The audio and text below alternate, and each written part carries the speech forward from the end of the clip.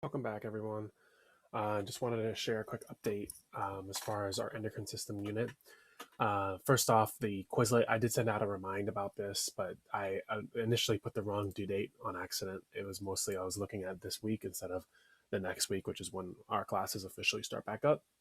But I did change the deadline in Google Classroom. It is now due April 8th instead of the 1st. So that's a little bit more reasonable as far as time is concerned to make sure that we get this done. Okay, so let's go ahead and continue where we left off. So again, quite a bit of vocabulary in this unit. Got to really make sure that we're comfortable with this vocabulary. All right, so here's where we were. We were talking about the hormones secreted by the pituitary gland. If you recall, I'm going to go ahead and write out the mnemonic again. We had a mnemonic for the hormone secreted by the anterior pituitary, aka the front side of the pituitary gland, because there's two sides. The mnemonic was, I'll do my best to write this out, flat,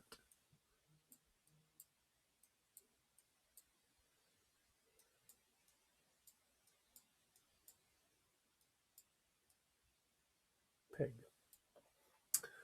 Each of these stand for different hormones, essentially. So, for example, F is going to be FSH. You may use a different color to make it pop a little bit. FSH.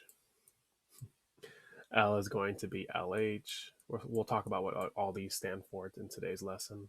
A is going to be ACTH. Oof, okay. A little bit easier when we have our smartboard and pens to write this stuff down. T is going to be TSH. P is going to be PRL. I is ignore, so it's just there for the mnemonic, and then G is going to be GH. Now, if you notice, there is one more that's not found in the mnemonic, MSH. We don't talk too much about this one. We'll go over it a little bit as we progress, but it's just not involved with the mnemonic as far as one of the primary hormones secreted by the anterior pituitary.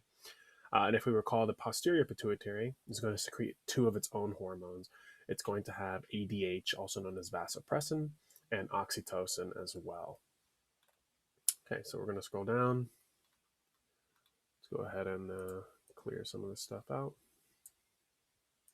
Okay, so what do all these letters stand for? This is just basically figuring out what all that stuff meant. So TSH, it stands for thyroid stimulating hormone. Anytime that you have a stimulating hormone like this, basically that means that it's activating another gland.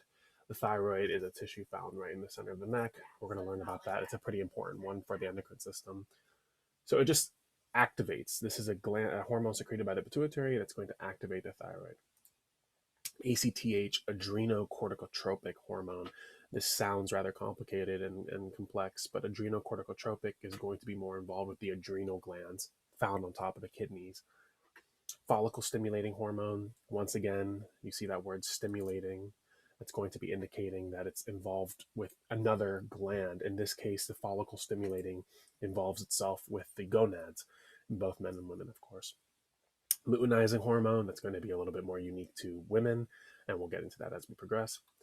Growth hormone is as self-explanatory as it gets, literally for growth. We see spikes of this when we're in our pubescence. Prolactin, if you look at the suffix lactin, see if I can just focus in on that part. If you look at the suffix lactin, you'll see that it kind of looks similar to a sugar found in milk, lactose. So prolactin, simply put, is going to be a hormone responsible for breast milk and the production of breast milk. This is a hormone that is exclusively made after a woman has given birth. And then finally, there's that one that we didn't really talk too much about, MSH. So MSH is going to be melanocyte stimulating hormone. Melanocyte, that looks somewhat familiar from a chapter we did back in Q1 when we did integumentary system. So integumentary system, we were focusing on the skin. Remember, we mentioned how the pigment of our skin, which gives us our complexion, lighter complexion to darker complexion, is all going to be associated to melanin. So if you piece that all together, the cells that make melanin are melanocytes. We can kind of understand that. That's really a big reason why we don't cover this unit or this hormone too much, because we kind of talked about this way back in Q1. Now, finally, the two hormones secreted by the posterior pituitary is going to be antidiuretic, ADH, and oxytocin. We're going to talk about each one of these individually as we progress, just because it does require a little bit more understanding.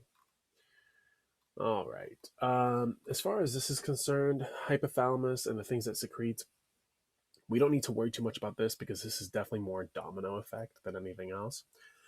So I'm going to read through some of this stuff and then I'll give my thoughts on this. The hypothalamus controls anterior pituitary hormone release. These releasing hormones are known as, they secrete neurotransmitters that help to activate other hormones. So, for example, TRH turns into TSH, like we mentioned, CRH, etc., etc.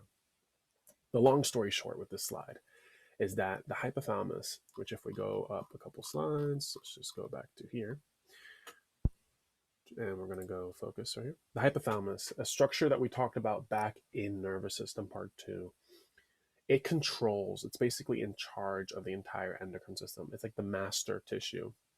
So because of that, it can send out its own neurotransmitters to tell the pituitary gland what to do. For our purposes, do we need to learn all of these? Not necessarily. It's here for us to discuss. It's here for us to talk about if we want to get more into it. But for testing, definitely don't have to worry too much about that. So that's why we're going to kind of go through this pretty quickly. Once again, this is just going more into detail, like TRH is thyroid releasing hormone, which will inevitably activate TSH, like we talked about before. We can skip through all of this. Okay, now this is important for us. So what do these actual hormones do? I would definitely say that the big things for this unit that we need to be aware of is number one, what hormones are being secreted by the body, the ones that we need to learn at least. Number two, what glands are secreting them. The good news is there's not too many of them. Like I said, when we covered the Quizlet in yesterday's lesson, we only have 10 to 12 structures of the body. And last but not least, how does that hormone relate to the rest of the body? How does that hormone involve itself with the homeostasis of ourselves? Okay, so let's take a look here at 4 of these hormones. These are tropic hormones that regulate the functions of other hormones. That's what the tropics were. That's what we discussed yesterday as well. TSH, thyroid stimulating hormone. It stimulates the thyroid. That's simple enough, right? That's its whole job. It's in the words. So it's going to tell the thyroid, hey, secrete some stuff. And we'll get into what the thyroid secretes down the line. ACTH, adrenocorticotropic, one of the harder, complex sounding ones. This stimulates the adrenal cortex found on top of the kidneys, and it's going to produce corticosteroids. That's a group of hormones. So aldosterone and cortisol. You may have heard of cortisol before. It's a pretty well-known hormone. We'll get into that as we progress as well. FSH, follicle stimulating. This stimulates follicle growth and ovarian estrogen production. So this is a very important hormone in women, especially for the ovaries. But in men, it helps to stimulate sperm production. So this is a hormone, like I said earlier, that is necessary for both sets of gonads, both the testes and the ovaries. And then finally, luteinizing hormone. So luteinizing hormone is our last tropic hormone, aka it activates another one. So this has a role in ovulation and the growth of the corpus luteum. All of this is super important to the female reproductive system. We're going to get more into the corpus luteum and obviously what ovulation is when we do reproductive system. It is our last chapter at the very end of our quarter. It also stimulates androgen secretion by interstitial cells in the testes. So it does play a role in men as well. It allows for, if you're not familiar, androgen is another name for sex hormone. So in men, the sex hormone is going to be testosterone. In women, the major sex hormone is going to be estrogen. So it is involved with some of that as well. Okay, we're going to jump into this a little bit more. All right. A little bit more from the anterior pituitary. So these are the ones that aren't as, they're not necessarily as tropic. So they're not necessarily activating a cascade effect. Growth hormone. It does have another name, somatotropic. You can see a little bit of that stuff there, but growth hormone is perfectly fine. Stimulates growth of skeletal epiphyseal plates and body to synthesize protein. The long story short is that it makes you grow. Now, a common misconception is that you only have growth hormone in your youth and in your adolescence, you definitely see spikes of growth hormone during this time. But what we notice is that you need growth hormone throughout your entire life, especially when we're talking about this synthesizing protein stuff right here. That is incredibly important. So, especially for someone who's trying to add muscle mass, for example, you want to make sure you have ample supplies of growth hormone, natural growth hormone, obviously, so that your body can adapt to that. PRL, prolactin. This is the one I talked about as far as look at the suffix. And if you look at the suffix, it gives away exactly what's going on. This stimulates the mammary glands and breasts to make milk. So, anytime that a woman has given birth, it's a rather fascinating process on how this works. We'll get more into this in reproductive system, but all mammals have the ability to create milk to feed their young. Until we get pretty old, humans especially, we are rather vulnerable as infants for a long period of time. When you compare us to other mammals, most mammals are breastfeeding for no longer than a couple months, whereas for humans, we're pretty vulnerable in our early stages, as we know. And then finally, the one that we didn't talk too much about, but just to kind of get an idea, MSH, melanocyte stimulating hormone. As you can see here, it stimulates the melanocytes that's involved with skin and melanin, but it is associated a little bit with mental alertness. Okay, finally, the hormones that are secreted by the posterior pituitary, so the backside of the brain, of the pituitary gland. All right, so ADH and oxytocin. I'm going to jump back in so we can understand a little bit more what's happening. Okay, ADH, also known as antidiuretic hormone, or has a more traditional name that you'll see it in some household products, vasopressin. This stimulates the kidneys to reclaim more water from the urine, thus raising blood pressure. This is incredibly important to homeostasis. Remember, homeostasis is just keeping everything in conjunction, making everything work properly. You want your body to be happy, right? The basic stuff there. So it is important. Sometimes you need to raise your blood pressure because otherwise that could cause problems for your heart and your cardiovascular system. But more importantly, this regulates water inside your body. So the whole idea here is that it works to keep water inside. There are many household products and many things that we consume that are considered diuretics. A diuretic is any compound that accelerates the release of fluids from your body. So, for instance, something that a lot of us enjoy and a lot of us like to drink probably on a daily basis would be coffee. Coffee is a classic diuretic.